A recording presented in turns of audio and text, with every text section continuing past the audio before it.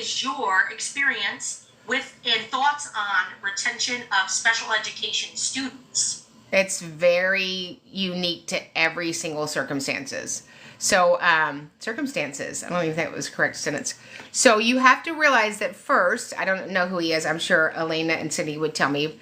But there's a young man that's written curriculum. I think he's out of the UK about how awful retention is. It's just awful, awful, awful, awful, awful.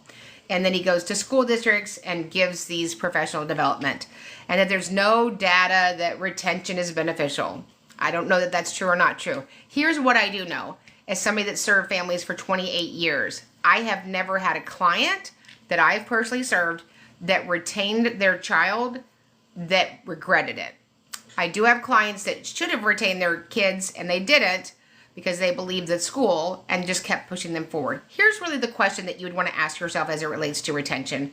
And I'm only looking at retention for K1 and 2. Usually it would be very unusual circumstances past that.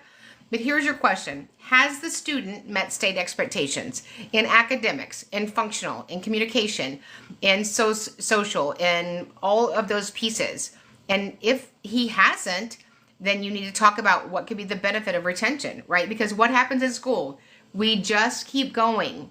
If a child is behind, they don't magically catch up on their own. So for myself, my son that was in special education, we retained him. And it was the best decision that we made. But I don't sit in school meetings, and I've never had a school go, yeah, let's retain Sally. And even if they wanted to, I was recently in a meeting and the dad said, you all have the same opinion on retention. And I sort of jumped in to give the school an assist.